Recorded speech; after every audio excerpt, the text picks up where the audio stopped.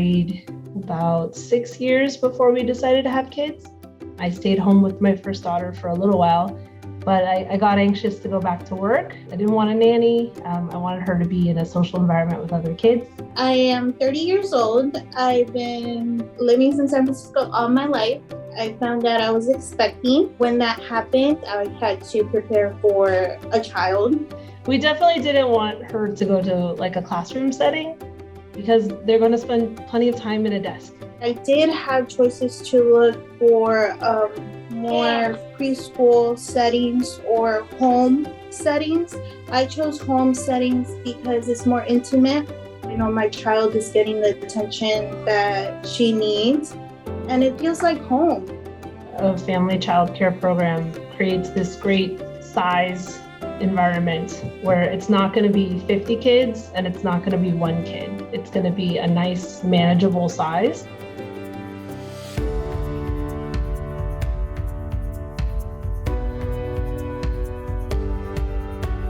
Angela Sahara and her daughter Sandra have had a home-based childcare business for 33 years. She says parents appreciate the bond they build with them and their children, and how they're providing their children with a safe environment where they can learn and grow together. Family childcare setting for us represented a lot of diversity and social development for our children. One of the great things about being in family childcare is the mixed ages.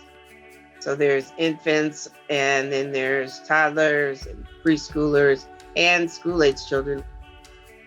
The biggest myth about family childcare is it's just, you know, a room full of toys and books and stuff, and we just sit around and play all day with the kids.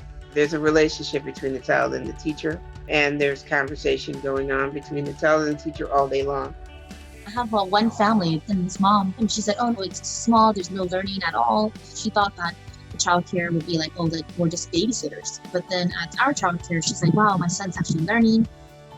We sit together and read books, and we act out the stories, and I do the voices, and then they do the voices, and it's an interactive experience.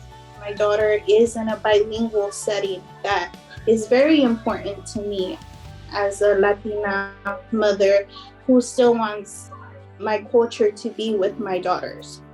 Most family childcare providers provide all the food because they want everyone to eat the same thing and to be able to introduce new foods. Eliana obviously knows sweets, desserts, so that yummy stuff, but she also knows broccoli, zucchini, and all those good stuff is good to keep her healthy. They do an amazing job to get the children to start getting interested in food, even if it's not something they're familiar with at home. It's important for the kids when they're in care that they get as much of the outdoor play as possible.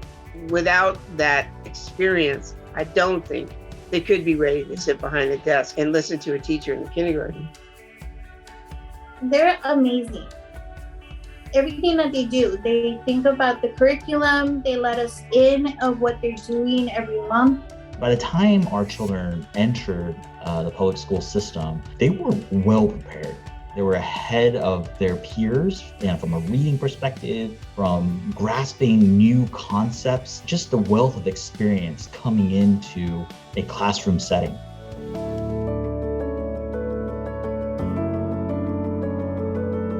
I don't know a single family childcare provider that does it for the money.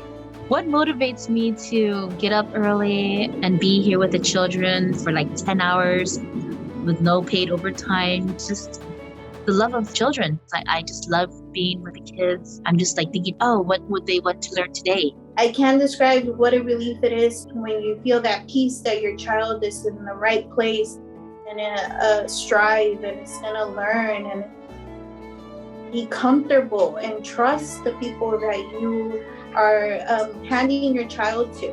As parents, working parents, what we need are good partners that help find solutions. Our program was an excellent partner in raising our children and overcoming problems And that's really, as a parent, what you can hope for your children.